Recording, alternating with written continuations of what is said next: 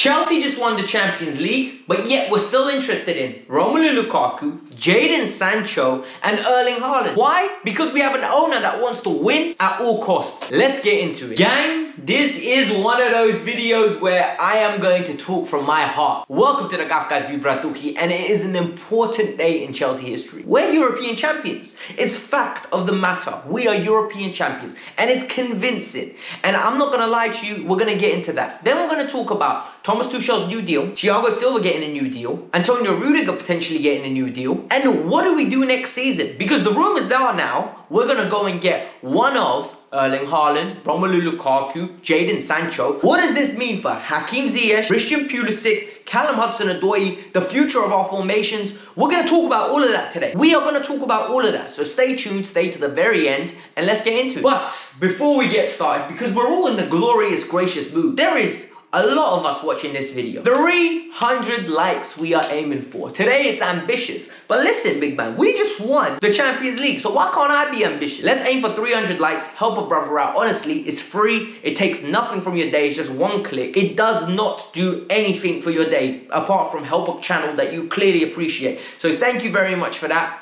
But let's get on to the news. We won the Champions League, and winning the Champions League is important, right? And I've been really thinking about why this one meant a little bit more for me than the last one. The last one was more purely relief. You know, I went through a lot of times assuming that we were going to win the Champions League year in, year out. But this one came out of the blue, but this one was very beautiful. We did this one in style. The Atletico Madrid, we were never down. Porto, we were in full control. It took a worldie for them to even get a consolation goal. Then you look at the semi-final where Real Madrid literally didn't lay a glove on us apart from a 15-minute spell. We absolutely dominated them, and the final as well. We should have been 4-0 up at halftime. Realistically speaking, we deserve to win that final. So you look at the scenes, you look at the pictures, you look at the journey, and you're thinking this must be the start of something new, right? High School Musical told us, bro. It is going to be start of something new. And with all the intentions coming out of the club, just 24 hours later, we're going to be a successful club next season. We are going to invest this summer, and we're going to talk about some of the key takeaways from yesterday's game and what the ramifications are. Thomas Tuchel is getting a new deal. His deal will continue till 2023, which means it's a 2.5-year extension. For me, that makes a lot of sense. That makes incredible amount of sense. Why have a manager who's got only 1 year left on his deal?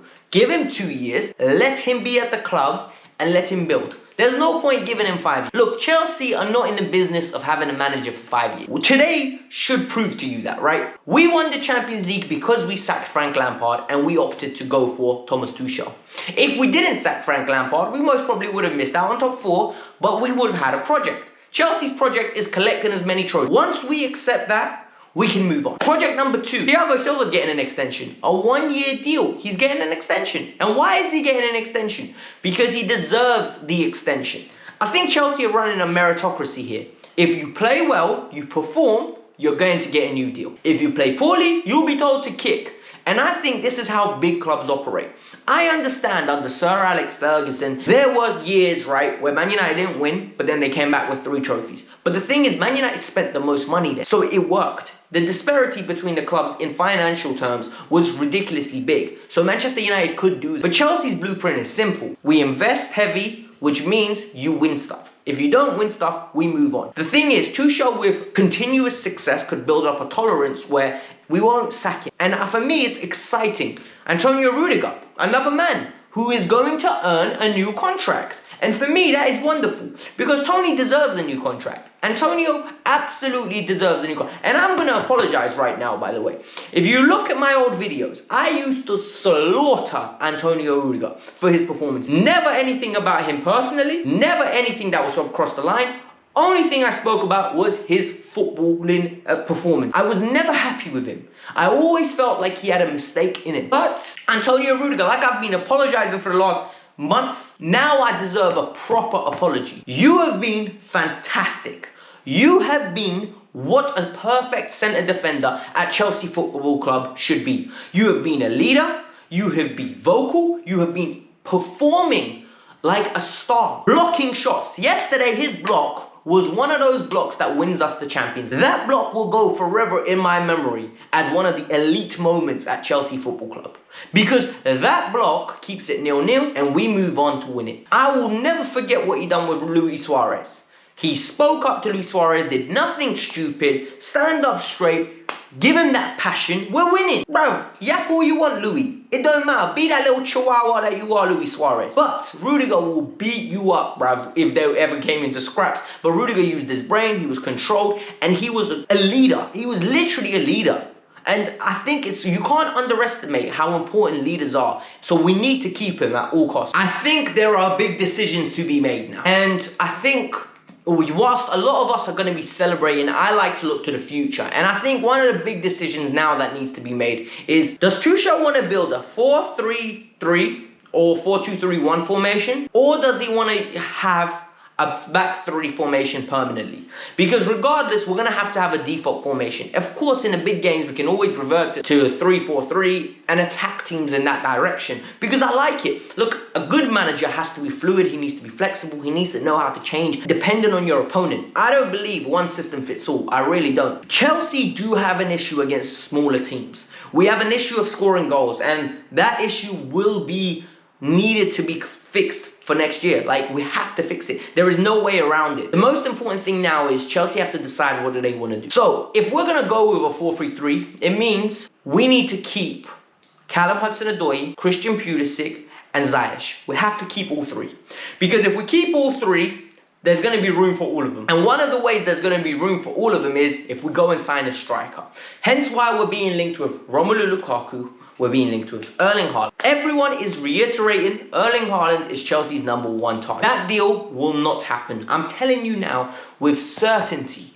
I am almost 100% sure Erling Haaland to Chelsea will not be happening. And the reason Erling Haaland to Chelsea won't be happening is because it just costs too much money. Haaland is going to cost us 200 million in agent fees, in wages, and a transfer value. When there's a release clause next year that guarantees us signing him, then it just comes down to agent. So that deal is not going to happen. But Romelu Lukaku is available, and he could potentially come in. So if Rom comes in, we can have Rom up top, and in behind, this is where the creativity comes out. Kai Havertz could always be the backup option for the false nine.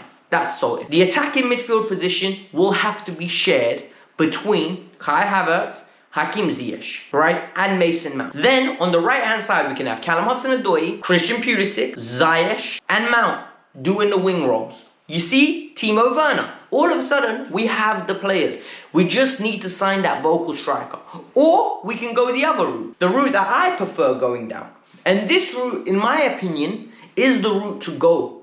But I don't know whether Chelsea will do it. We go and get Jadon Sancho, and this is what we do. We go with false nine, Kai Havertz. Kai Havertz is our false nine. On the left-hand side, we go with either Christian Pulisic or the one and the only Callum Hudson-Odoi. Callum Hudson-Odoi is a phenomenal talent that we need to give game time to. We will regret losing him. I promise you this. He goes there. Number 10, one of Ziyech or Mount. They take that position. On the right-hand side, we go Jadon Sancho. Give him that right-hand side, give him that right berth, and let him play. Then we've got three of them battling it out. You've got Timo Werner there, who's going to play in and around, and all of a sudden you've got tons of options. The only problem I can see arising from that situation if we sign Sancho is Hakim, Pulisic, or Hudson are going to be left out playing minimal games. Hence, one of them's going to want to leave. Who's going to leave? For me, it will be Hakim Ziyech. A lot of you are not going to like this, but he's the odd man out. And I will explain why. I think Hakim Ziyech is fantastic. I think he's an unbelievable player who deserves to play. But he lacks consistency. And with consistency, right, that's what top clubs win leagues with.